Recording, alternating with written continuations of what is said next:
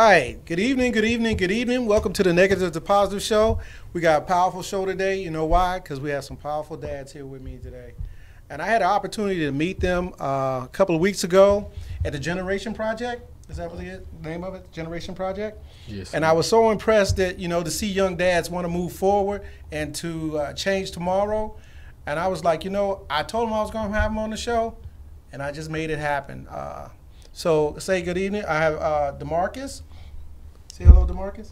What's going on out there? Tell them what you do, DeMarcus. I'm a barber. I'm also a father first, and I'm just here to spread the word about fatherhood, being a black man in America, trying to make it a positive example for my sons.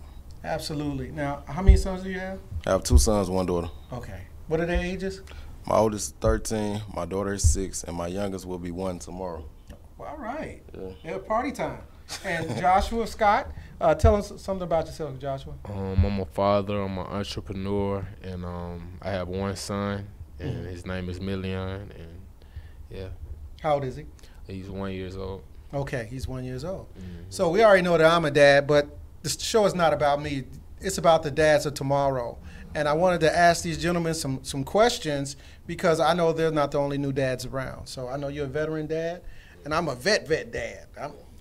I'm 7 deep. Yeah. So let me ask you first, Joshua. Did you want to be a dad? Was that a plan? Yes, most definitely. It was the plan? It wasn't a plan this soon, but definitely in the future. And what made it to be a plan for you? Just carrying on my seed and my genes for my family, and just building a strong foundation as far as the family is concerned. Mm-hmm. And yeah. And what about you, DeMarc? Actually, initially, I had my son when I was 17, turning 18. Mm-hmm.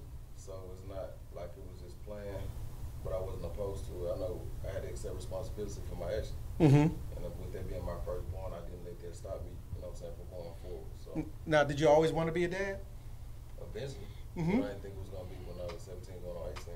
I was a dad, 17 going on 18, and I wanted to be a dad. That was on my list of things. I wanted to be a dad. I wanted to be a Marine. I wanted to be a photographer. I wanted to be a truck driver. And you know what, guys? I nailed them all.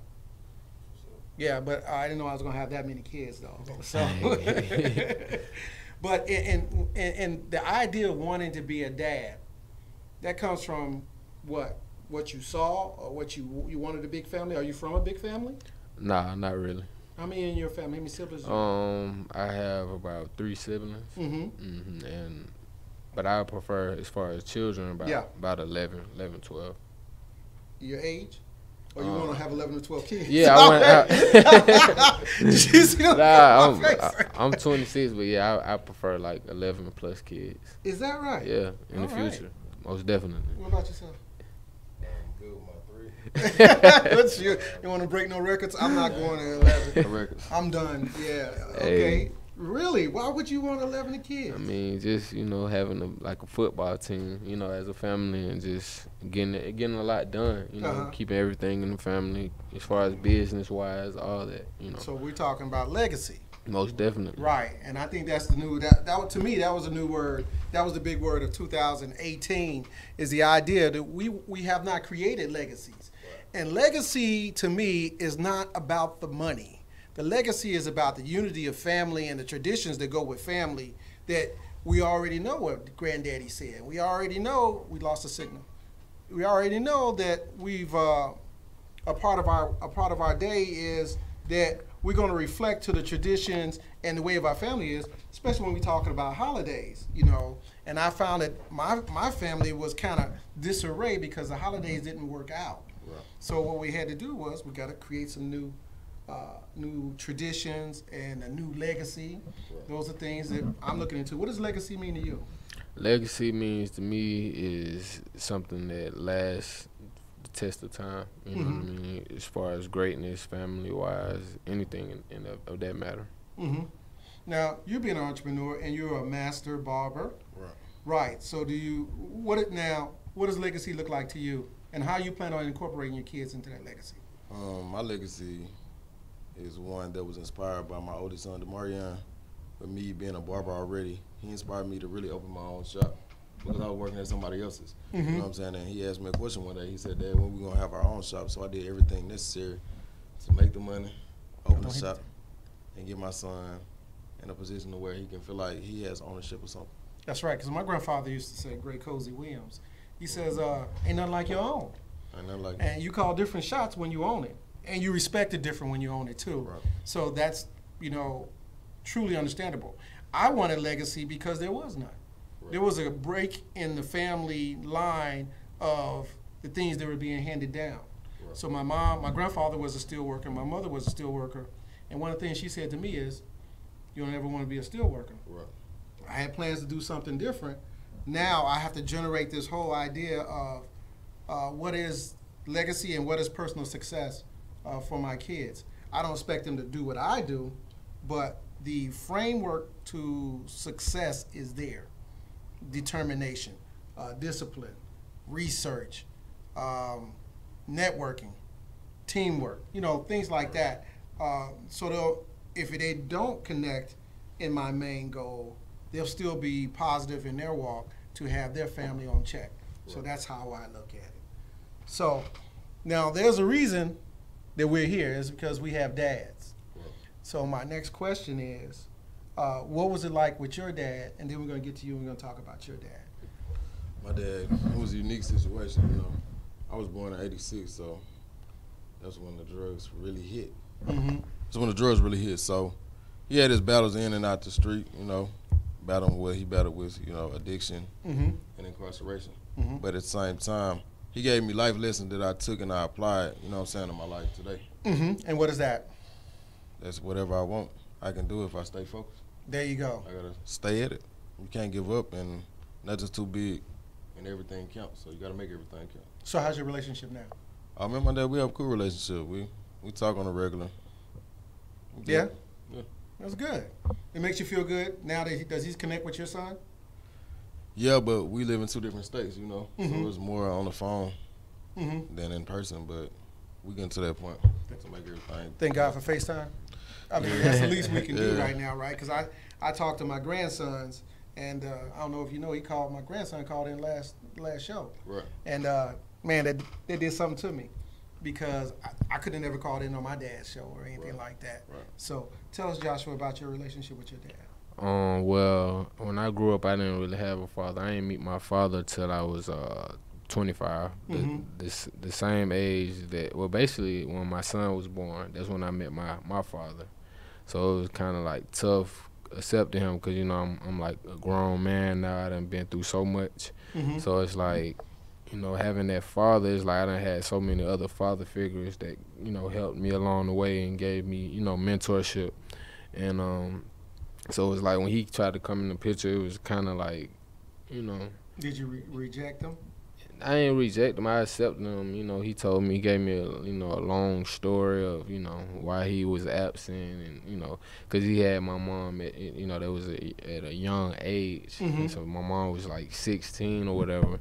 And it was just tough. My grandmother, she was keeping, me from him and stuff like that. But it was just like, if you really care, you gonna find a way. You know what I mean? Man, I understand your point, and my daughter brought that same point, that if you care, you would do everything within your power to make it happen.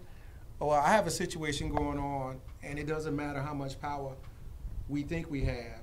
When the family wants to draw that line, which like your grandmother did, it turns the whole thing sour. You understand what I'm saying? You can't fight the wall of family, especially once she's 16 and things like that, because I have a son right now. His mother is in between him and I. No matter what I throw at it, she gets to make the final call, and she can poison the lane that I need to travel in with that son. So what we do is we end up waiting. We wait until you're curious enough and you're curious enough, and then the conversation starts without the interference of other people. So what he was telling you, he was sharing you his side of the story from his point of view. You know what you can't see? You can't see that door all the way in the back there, right? All right. But I can see that all the way in the back. So we have 2 different visions looking in the same direction. And that's kind of what's happening with your dad. whatever his story is his story and it's from his point of view. And you know, we could probably poke holes in it, but at the bottom line, when you come back, what are you coming back for, and what are you bringing to the table to make me whole? And so, if you heard the story, and his story was not about moving tomorrow, but only about talking about the past, I can see you being upset about that because nobody wants to hear about it 30-some years ago. I was that guy. I am that guy, and all I can do right now is wait for my son to get curious enough to want to hear my side, and I have to have my heart open enough to have that conversation with him. And it may not be good. It may not be good. And you know what? You're also reading the book too.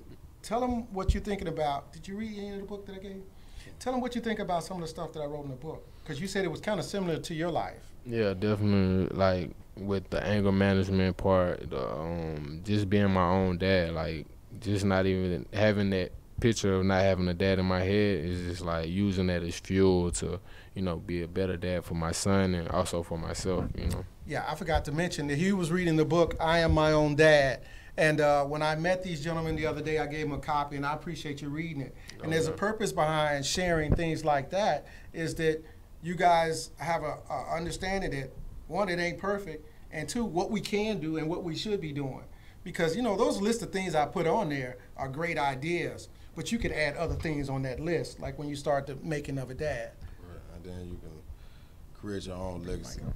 Yeah. Create your own legacy so that your children can follow your path. If there's no example set, you have to set the tone. Absolutely. Set the tone, they don't have nothing to follow. Absolutely, because it's about modeling. You could get to some point that I'm actually modeling for my son, because I want him to do, one, either do what I did or be greater than what I did. And that's why I share my flaws and my problems and my issues with him. Because if we're going to repeat the same cycle, you might as well get ready for it. Right. And that's what you guys are here for now, is to get ready for it. So what are some of the things that you wish your dad would have done? I wish my dad would have led by example.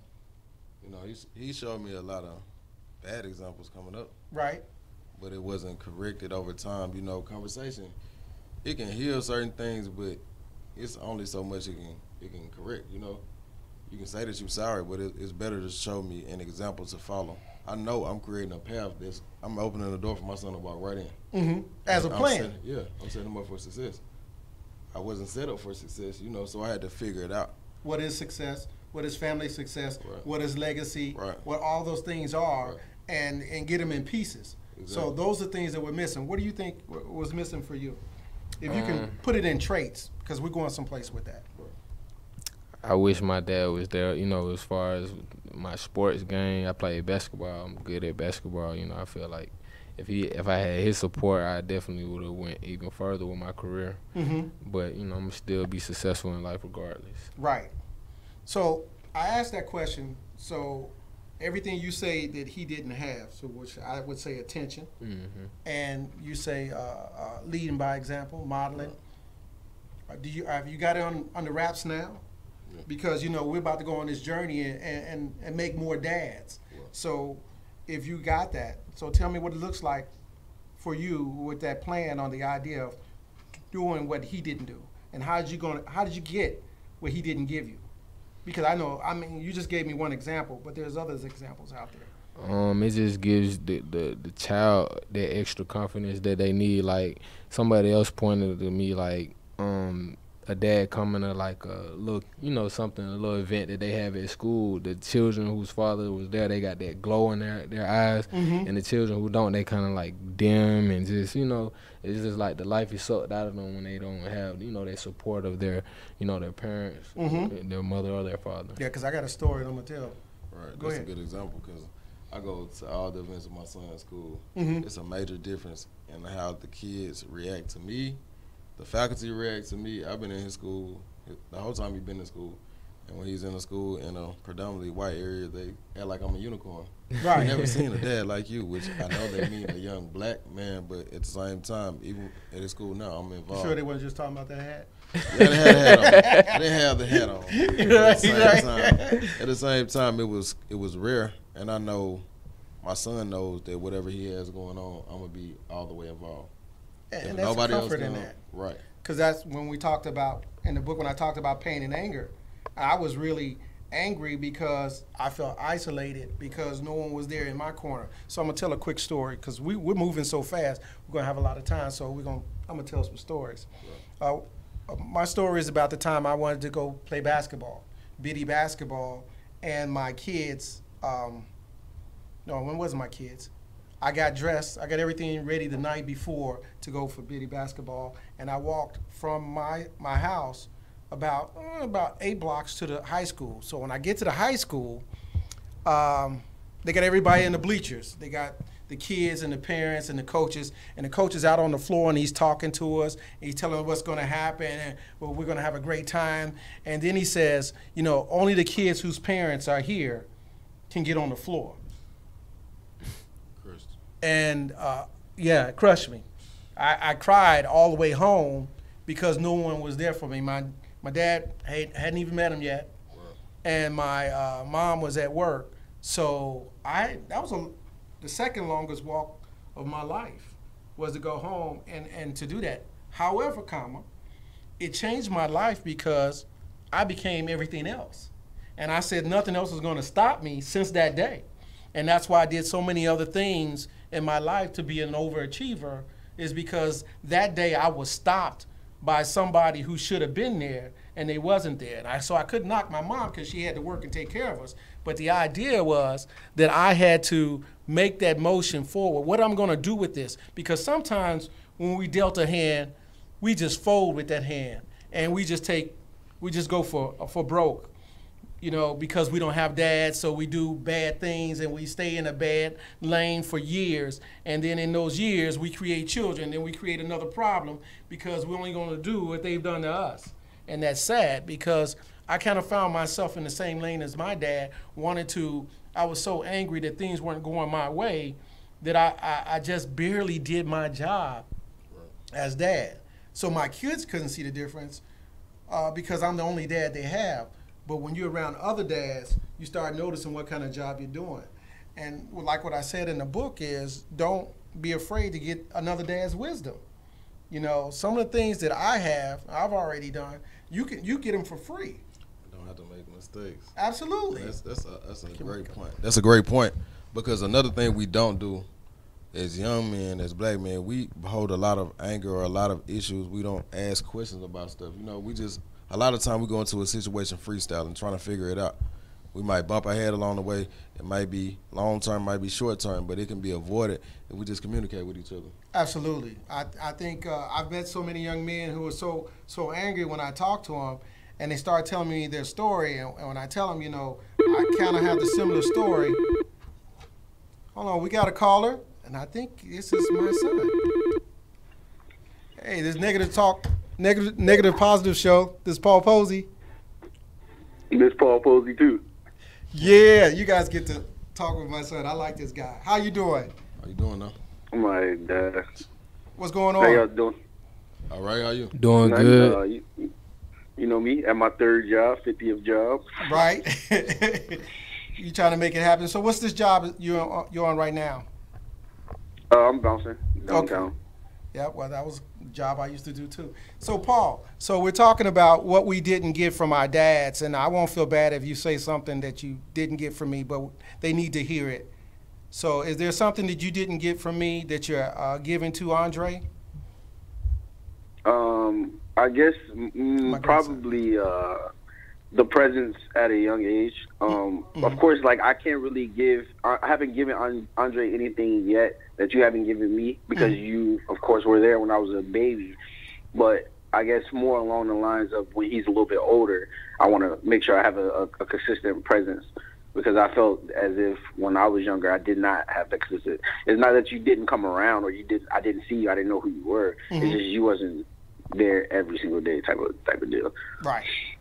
Right, and that's why I'm doing this right now. So for Andre is to make it better. So a better me is a better you, Paul? Right. I love this guy. So you'll probably be on the show. Let's look to put you in the second show in March, and we're going to talk about dads and sons. You think you come in for that? I'm not 100% sure, but most likely, yeah. Matter of fact, if we have the streaming from where you at, that's what we're gonna do. Sounds good. All right, man. Are you with? Oh, so when you see Andre again? I see him tomorrow. All right. Well, give him some love for me. All right, easy day. All right. Thanks for calling. Yep, easy day. All right. All right. He makes me. Yeah, you feel it. Yeah, that's my guy. Knowing that I'm not afraid to say that I wasn't the best father. And if I tried to tell him I was the best father, he would remind me of the things that was missing. And like he said, because I was in the military, I came back to see him, but I wasn't there every day and every step and every fall and every pickup. But all I can do is do the best I can right now, is to make sure that when we talk about Andre, my grandson, is that me and him is going to give Andre the best chance to make that happen. Yeah. So that's what we're talking about. We're living forward to our kids. And it took me a lot to walk through my shame and walk through my son's pain to say this so he can be a greater dad than me. Right. And I think sometimes when we don't turn around and do that, that's bad character on us, because if it's about evolution and growth, I'm a part of growth. And instead of getting you to start from 2 and you starting from a -3 to get to a 10, that's our fault, because we were here before you. That's how I see it. So I'm willing to take my lumps for the truth, you know, because it's the truth that they have to make decisions from. And my decision-making flaws have to be known. Well, why'd you make this decision, Dad? And why'd you do that, Dad? And if it hurts them, it's going to hurt you to repeat it and to answer that question. So I get it, and I appreciate my son Paul calling in. I just know that I've done the best I could, and they tell me I could have did better. And once I heard the statement, I could do better, I am doing better now. So let's take this call. Negatives to Positives Show. This is Paul. Hello? Hey, how you doing? I'm a new father. Hey, how you doing? Have we met? I'm doing good, man. Happy New Year. Hey, well, thank you. Thank you. So what did you want to share with us today? Yeah, so, well, just I guess what I want to talk about, you know, with the holidays, you know what I'm saying? Like, I guess, you know, you got to talk about Santa with the kids, you know what I'm saying? But then, you know, you don't want to lie to the kids, but it's like, oh, you know, sometimes you got to, you know, because, you know, with the whole Santa thing, you're not just teaching your kids, you know, there's the other kids, they interact with the other kids, you know what I mean? Like, you don't want your kid to be the first kid to find out Santa's not real, you know what I mean? Because he's going to tell the other kids, and then your kid's a jerk, but you don't want him to be the last kid to find out Santa's not real, because then that means your kid's retarded. Right. Well, okay. Well, I'm going to tell you something that happened. I did pictures for a Santa. I did a Santa thing in Indianapolis a couple of weeks ago, and one of the young men says, you know, that's not Santa. Santa's not black. At In-N-Out Burger? No. I went to a housing. I was at a property, apartment property, and they had a Santa party, and I took the pictures for Santa, and one of the little boys came up and says, you know what? That's not Santa. Santa's not black. So oh my yeah, God. so yeah, I think there comes a point that you have to sit your child down and explain to them the difference of what is Santa, what is Christmas, and all that. But you're right; it's hard to tell when is the right time. Because, you know, just don't be the first. As long as they're not the first kid to all the other kids, you know. Right. Then you got to meet all the other parents, and they're all looking at you. They're like, "Hey, man, you really messed up the last thing." Did you tell? Hey, thanks for your phone's kind of jacked up right now. So, but I'm gonna ask. We're gonna keep pushing on your topic. So I'm gonna ask these guys. Is this better? Can you hear me better now? Yeah. Okay. So, DeMarcus, what do you do about Christmas? Yeah. Christmas is not celebrated as far. Hold on a second. No, we got DeMarcus talking. Christmas is not celebrated as far as Santa. But my youngest, like, they introduced it to him. He rejected it twice with a black and a white Santa Claus. I don't know if it was the hair on the face or what. He didn't like the concept. He liked the toy part, but as far as the person behind it, he's not old enough to really understand what's going on. But my oldest kids, like, I don't tell them about Santa Claus because it's a lie. Right. I'm not into lying to my kids. What about you, Joshua? What are your plans for Santa Claus? For Santa Claus. Last year, I went Christmas tree shopping with my kids, and I asked the guy, "Hey, do you have, we wanted a live tree?" Yeah. And I was like, "You guys have the ones with the red balls on them already?" Yeah. And the presents underneath, they're like, "No, they don't come like that." And so I was like, "Hey, blame the guy at Sears, kids. There's no presents under the tree." And I said to kids, "This is very telling on how you've been behaving this year." So I spanked him this morning like a good father. I said, "Hey, you guys have been naughty because there's no presents. Okay. If you were good, there would be, So okay. So hey, we're gonna push. No. Okay, we're gonna keep going on your topic, and I appreciate you calling in. Okay. You said my child is bipolar. Okay. So your answer. What is your plans for Santa Claus? We don't really celebrate Christmas. We give gifts all year, so we don't put pressure on one day to spend a lot of money and keep up with the Joneses. Well, me, I'm not a fan of holidays because as a young kid, our holidays were kind of jacked up. They ended in alcohol and fighting. Yeah. So it took me a long time. I think this year, because of the request of my kids, is to be mindful to share something about the holidays.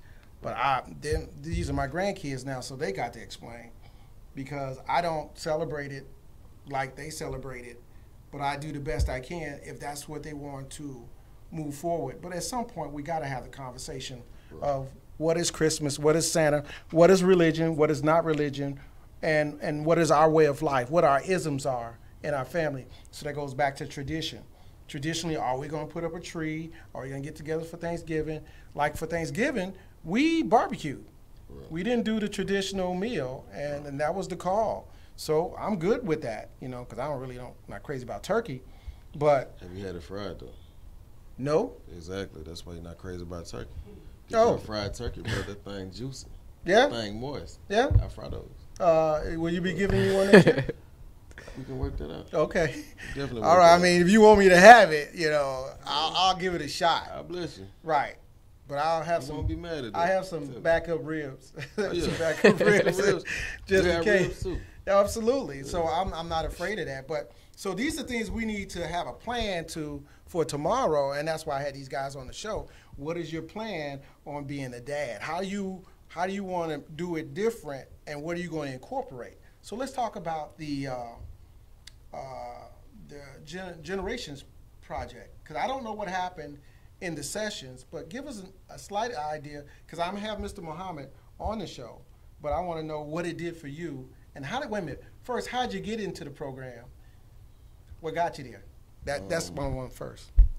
I got in the program because of Ms. Jackson referred me. Wait a minute, first tell them what it is. What is the purpose of the Generation Project? That'll help people, because they might want to do it. The purpose of the project is to help fathers and mothers be better parents, coexist, things of that nature. And if you have custody of your child, you can join the program by yourself. And that's the case I did, because I have custody of my youngest son. So when I was enrolled in the program, I've been in a separate version of the program for a while, but I was reluctant to go to the 24/7 dash portion because it didn't really fit in my schedule. And right. I kept encouraging me, come on, you'll like it, you'll like it, you'll like it. And right. I went one day, and I'm glad I did, though. Because I met Josh here. I ended up meeting you. And it was a spot where I could actually bring my son, talk about what's been going on, get a plan of action, and set up things in the future for my youngest son, my daughter, and my oldest son. I had real help there. How'd you get in there, Josh? I ran into Mr. Muhammad at just a little government building, and he had offered me, because he had seen me walking with my son, and he had offered me, and I thought about it, because I know that most dads don't have any type of help when it comes to newborns or anything. So I was like, yeah, I give it a try, and the phone rings. Negative Positive Show, this is Paul. Jesus you. Thank you. I appreciate that. I guess Jesus called. Characters. Right. Jesus on the main line. Right. Tell her what you want. Go ahead, Joshua. Well, yeah, we met at a government building, and then I ended up going to the end of one of his last classes that was about to graduate, so I ended up not finishing the class, but I just got to see what it was like, and I enjoyed it. I enjoyed the content that they were sharing with us, and it seemed like it can definitely help me become a better father. What is one thing that you learned? One thing out of that program that you learned? Because we're going to have Mr. Mohammed on the show, and we're going to talk about that program thoroughly. It's called the Generations Project. It's in Clayton County. You might want to Google it, but we're going to have him on here.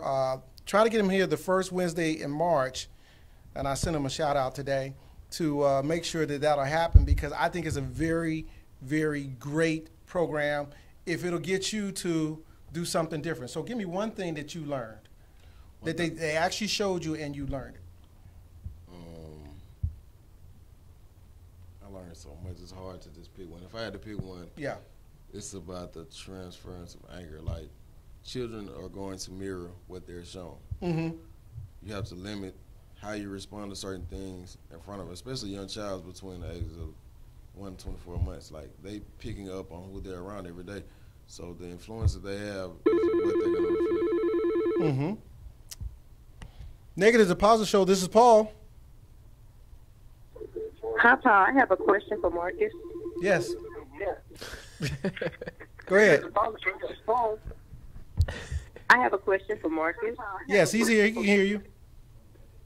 So, Marcus, please, hold on a second. Before you have a family, you have hold on a second. Hey, before you get started, can you turn your phone off in the back? And everybody always tells you that they look just like you. How does it feel to reincarnate yourself? Excuse me, can you hear me? I need you to turn your phone off in the back, and then ask your question again. How does it feel to reincarnate yourself? Excuse me, can you hear me? I need you to turn your phone off. Can you hear me? And then ask the question again. All right. Can you hear me now? I need you to turn your phone off in the background. Okay, now you can hear me. Okay, now ask your question again, please. I have a question for Marcus. Go ahead. I wanted to ask Marcus, what is it like to reincarnate himself twice? To have two sons that look so much like him that everybody compliments him on how much his kids look like him. As a dad, how does that feel? Feels great. I have strong genes. Feels great. I have strong genes, and they run in my family. That's all. That's for sure. Okay, that was my main question. Okay. Did you have any other questions? Where are you calling from? Texas? I'm calling from Marshall, Texas. Okay. Mars City. We in here. Shanique. Okay. All right. Well, thank you. Okay, thanks, guys. Thank you for calling. Bye-bye. All right. So where were we before Texas called? We were talking about putting anger. Yes, go ahead. Passing anger to your kids.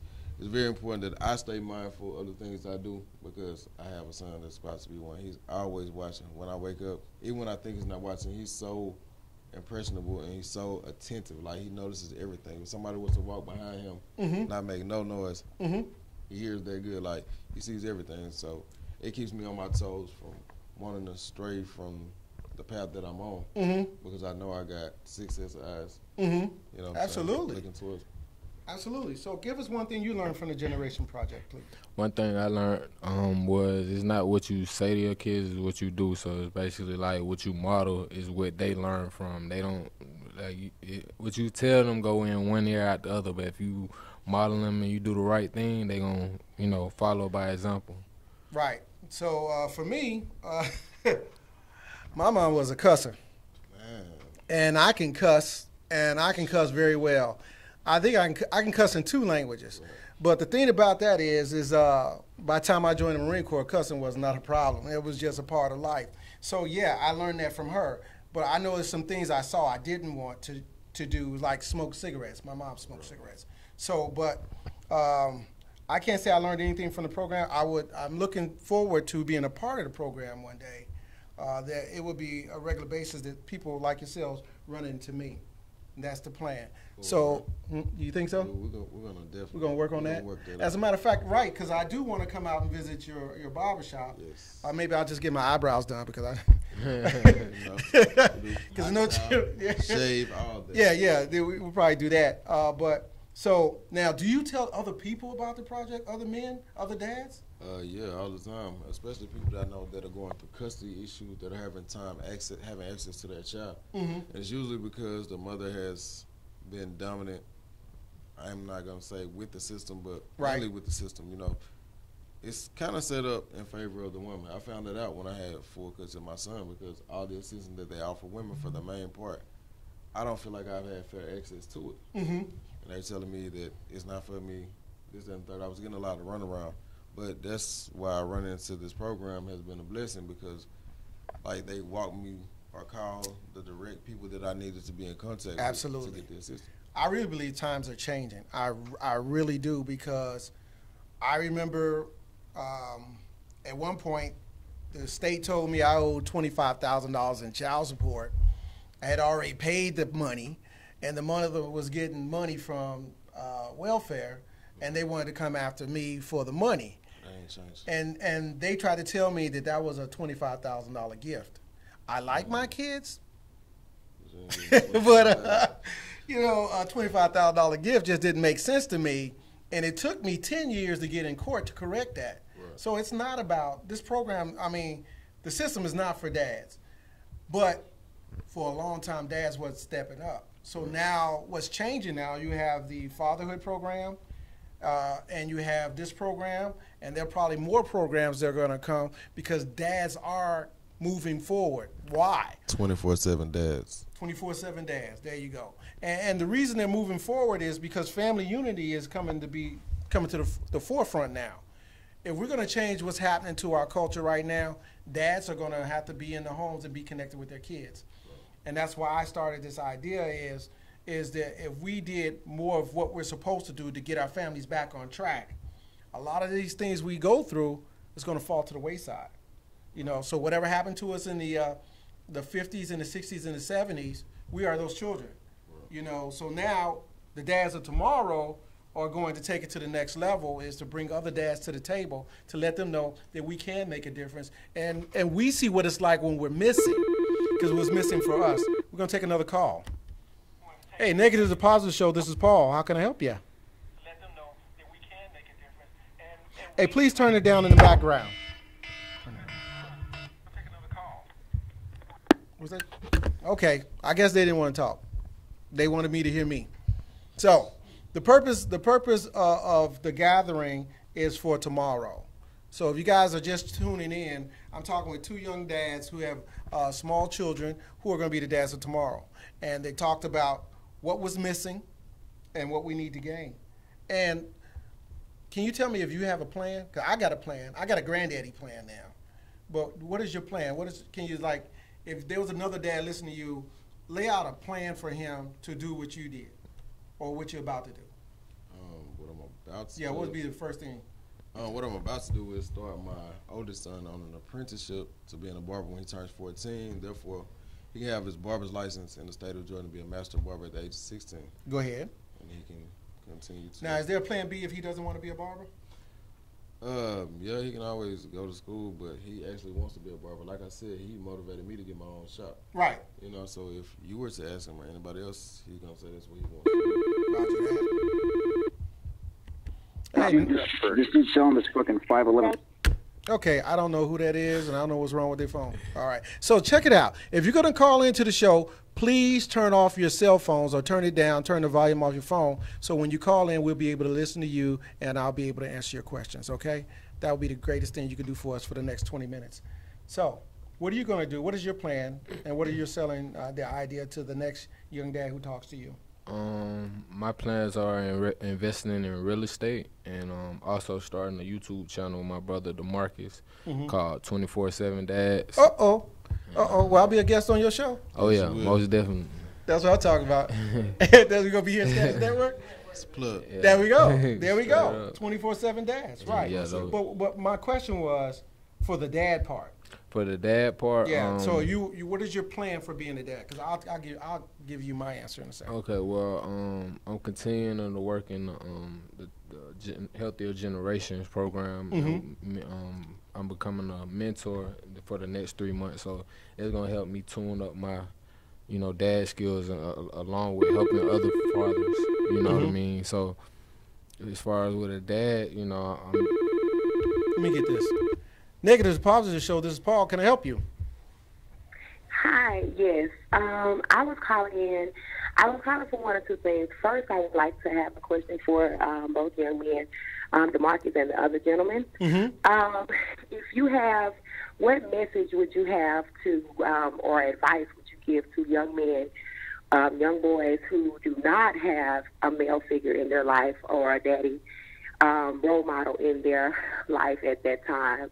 Just at the time, basically growing up from a young boy into a young man. What kind of advice would you all have with, you both being absent, kind of with your dads growing up? What would you have for them? I think that he should, find, a fatherhood, or, a father figure in like a coach or something like that. That's what I did, because I didn't have a father growing up as well. So having a coach that, kind of guided me down the right path, that's vital, most definitely. Go ahead, Demar. I also agree. He would have to get with a strong male figure or one uncle, cousin, somebody close to him that really has his best interest at heart. Because it could be a coach, but the coach might be only there because his athletic talent. It got to be somebody who have a genuine interest in the child, not just his athletic ability. Right, because as a young man, excuse me, I'm a single mother as well, and we are away from, my close relatives that would, have that impact, so I was just, I noticed sometime with him, he's lost interest in actually getting to know his biological father because he's up in the age now where, like the other young man, whereas for DeMarcus, I know you said that, your father was, in and out, even though he had issues, but in the other young man, he was completely out of his life, which is more so, how it is with my son. But I can see now that he's just really has no interest in getting to know his dad, but I know he doesn't feel comfortable to just open up and talk to any man about issues that he may be going through as a young boy. Absolutely. So for myself, I grew towards my grandfather and my neighbor. The things that they shared with me, they were just small gems, but it made a world of difference to me as I moved along towards my manhood. That made it just a little bit better. But it's nothing like your dad's love that we seek, and sometimes that makes us angry. So if he deals with anger, it's because he's missing something that he can really never grasp. So, right. Yes. So, but you can always go ahead. No, go ahead. I'm sorry. I said you can always reach out to me after the show and we can talk about that. Okay. Yeah. Thanks. You're so welcome. So what's your name? My name is Kenyatta. Well, thank you, Kenyatta. Thank you for calling. Thanks, Kenyatta. All right. Thank you. So, man, I got so much to say to make this easy for you guys. And the thing is always seek everything you need. I believe all our answers are in other people. And when we try to be an island and try to do everything for our kids, we fail. And the reason we fail is because there's no one else feeding into us. So having a mentor, getting a program, what we're doing right now, it is our plan to help other people grow beyond this, the limitedness that we've been given is to be without our parents, without our dads, especially our dads. But we want to give a shout out to our moms. Our moms are a big part of it. It's not that I'm anti-mom. It's just that this is not mom's night. So in the future, I'm going to have some moms who raise some sons and some single mothers on the show. But for right now, I got to give it to these dads, because as in my former job working at the VA, I see so many of our black men who are not with their families, and I know for a fact that their families want their love. Even though they're going to have to break some eggs to make it happen, like with your dad, break some eggs, but they have some value, and sometimes their failure is a good value. Hey, welcome to the Negative Positive Show. This is Paul Posey. How can I help you? Well, hello there. I'm calling. I would just like to just make a comment, I guess. I would like to commend the two young men that are taking a strong stand in their children's lives because they really need them. And I'm just happy to see them and just honored that they're doing what they're doing. And I just pray that they keep doing it and keep being a light for their children because they need them. They need their fathers. And that's some powerful encouragement right there, and we deserve it.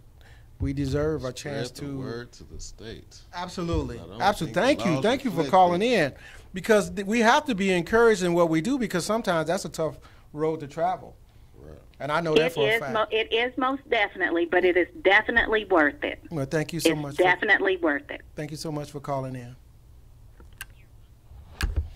So, words of wisdom. I'll give you some words of wisdom about being a dad. Yes, you said they watch you. You have to know, you have to say things on purpose because they're watching you. Children are sponges, and we need to act like that. And that's why I say that we have to sacrifice our today for their tomorrow. You know, we want to do things, we want to thug it out sometimes, we want to knock people in the head, but do you want your child to follow the same way? And if you don't want them to follow the same way, you got to teach them the trick early of how to deal with negative people. You have to teach them the trick earlier how to deal with failure. You have to teach them the trick earlier what is success. You know, success has the same main ingredients as everything. Right. Discipline, accountability, responsibility, and understanding what your limitations are going to be. Right. And if we don't do that, they're not going to have it. And then they'll be seeking that from a lot of different places. So my idea is a child is but a jar. And mom puts in it and dad puts in it, and if dad don't put in it, that jar is half filled and is filled with everybody else. Do you want everybody else to fill your jar for your child? No, and that's the stand we're taking right now. No one else is filling in those jars for our children. That's what dads need to understand. If you want a full child, you do everything you can to fill that up from your point of view and her point of view. And then when the child gets old enough, he'll be making decisions based on what's in the jar. That's right. That's right. Because there's nothing in there, they'll be making whatever. That goes for sons and that goes for daughters too. So, you know, everybody knows I have 5 daughters, and I try to make the best of it because I have to tell them the same thing I tell my son. Negative is a Positive Show. This is Paul. Hi, Paul. My name is Darren. Hey, Darren. And I just want to commend DeMarcus on being a great father, even though he had a in-and-out father. He's doing a wonderful job with his kids. That's what I'm talking about. Thank you, Dad. You know that, man? That's my dad. That's what I'm talking about. Is this DeMarcus' dad? This is. You got to tell everybody this who you are. I appreciate you calling in, and that means a lot. Right. All right. So did you want to share anything else? No, just that I love him very much, and he's come a long way. I'm so proud of him. I don't know what to do. There you go. Everywhere I failed, he succeeded. Yeah, he has succeeded. You know, I'm so proud. Man, I just can't say enough. I appreciate you. You know, and I try and tell him all the time, you know, when you're not there for your kids, you know, it bothers you as a man. Absolutely. But, you know, you have to grow past that, and you try to instill in them how to be a better man than you were. Yeah, that's where greatness comes from, right? Yeah, yes. Well, I appreciate you calling in. I'm so proud of him, man. Man, that feels good. I feel good for you, DeMarcus. All right, well, thank you for calling. All right, well, thank you for having me. All right, bye. Hey, that's right. Negative Positive Show. This is Paul. Hello? Good evening. Good evening. Hi, this is Rhonda McKenzie. Hey, Rhonda. Oh, you called in twice. Oh, my goodness, my good friend Rhonda McKenzie. What's going on, Rhonda? Oh, I was just calling to respond to the young lady that said that if you don't live close to people that could give a father figure to fathers that are not present. Yes. Oh, you know that I have twin boys, say 12 years old. Yes. And you know my kids, there was a Big Brother, Big Sister organization. And which is really, really good for them. And plus they play football. You know, when I have trouble with my kids, I go straight to the football coach. There you go. There you go. That's what I'm talking about. And they handle it for real. Mm-hmm. Well, you know, I think some dads are dads 24/7. There you go.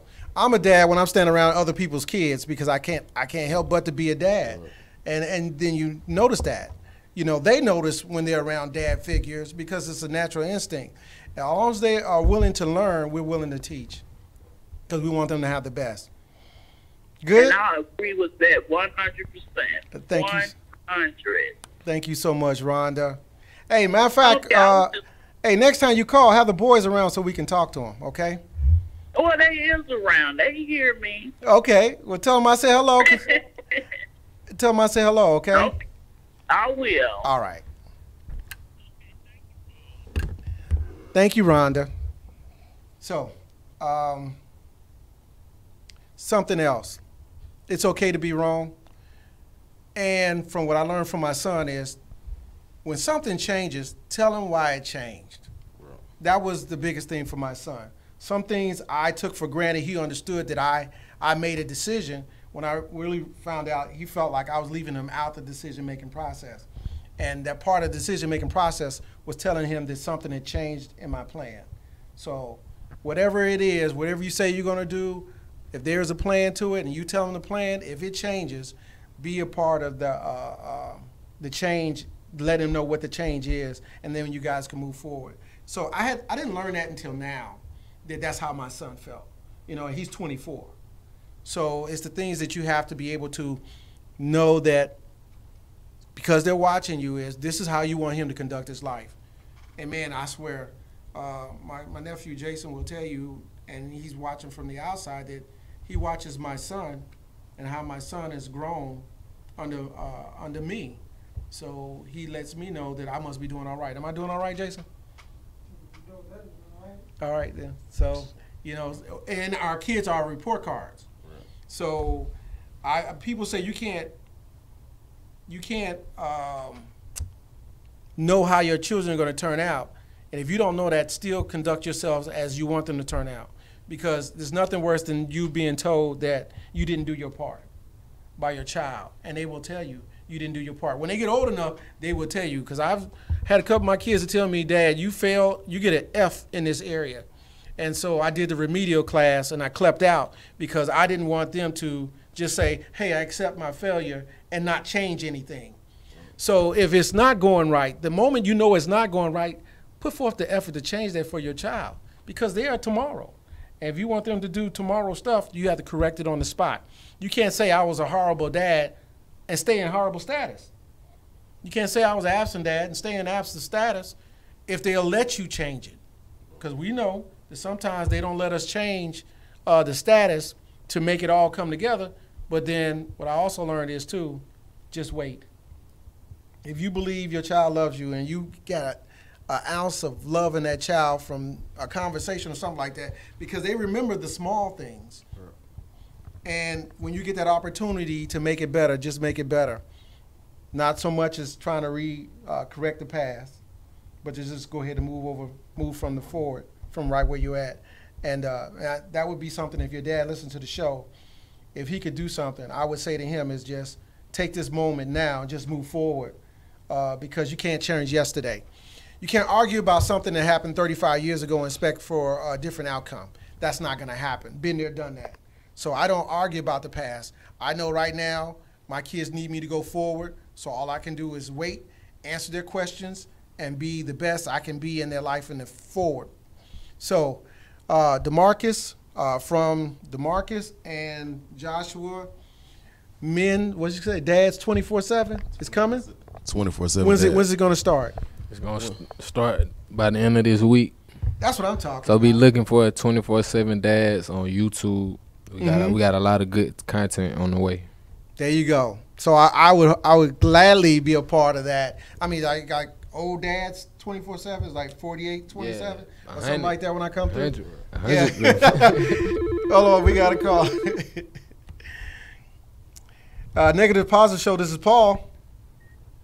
Yes, I have a question for Marcus. Go ahead. Marcus. Yes, Marcus.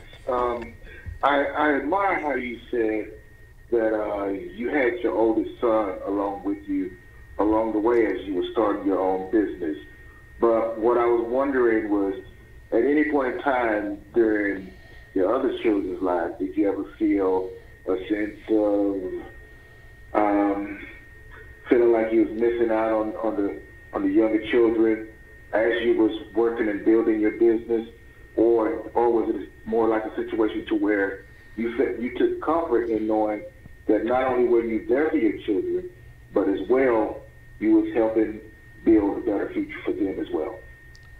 Yeah, the latter part of the question, I feel like I'm building a better future for all my children. I feel a disconnect from my daughter at times because she's in another state, but I have a good relationship with her mother, so I don't feel like I'm separated from her at all. She's really who I feel the closest with, even though she's in another state. Well, you know, dads and daughters is something else. Yeah. Hey, what's your name, sir? I'm Dad. Okay. Hey, well, thank you for calling in, okay? All right, thank you. Hey, you right. Yeah, dads and daughters is something else. Sons. Yeah, my daughter got the same birthday and everything. That's my baby. There you go. Yeah. And they all work together, right? On that love thing? Of course. So, I don't know what to say about these. I can't say enough about these guys. I'm glad I met them. I'm glad they were trying to do it on their own. It's not like somebody had to talk you into it. And wait a minute, before we go, you said something earlier about dads taking care of the kids. Tell everybody what it's like, because you have your child, right? So give us a quick 30 seconds what it's like to have your child 24/7. Having my son 24/7 is just 24/7 motivation. It makes me want to be a better person, provide more for my family, for him. It changed me a whole lot, because it's just like now you have something much more to live for. It's more than just yourself. You out of that selfish mind frame, and it's just like it's a beautiful feeling. Like every day to just see your seed right in front of you, like a reflection of you, like, and however it grows up, it depends on how you know whatever you put in it. Exactly. Absolutely. So hey, this is Paul Posey, a Negative to Positive Show. I am pro family, pro dads, pro mom, pro daughters, pro sons. I tell you, how we're going to change the future? We're going to grow our future. The solution is in our children, and we've got to pour into them to make it happen. If we don't pour into them, it's not going to happen. We're going to be in this same cycle we're in right now, cycle of family dysfunction and wishing. See, we don't want to wish, and I don't want my grandsons to do this work when I'm alive and breathing right now. So I want him to have it easier by me doing the work right now. So I got a good 9 years left before I go fishing. That's my plan. I got a 9-year plan. I'm going to give you everything I got for the next 9 years, and then I'm going fishing. But in these next 9 years, I'm going to pour it all into my son and my grandson and other dads to make sure that we are a part of tomorrow's solution.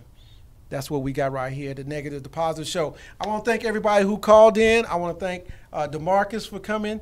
We will be back in 6 months. Joshua, because definitely I want to promote your show and be on your show. And I want to thank Joshua for coming in, because, hey, when I see these guys with their sons, I'm a crybaby. I don't think anybody knows. Well, I guess you know by now I'm a crybaby, and my son makes me cry because I watch him do the things that I didn't get a chance to do. And it was never done to me.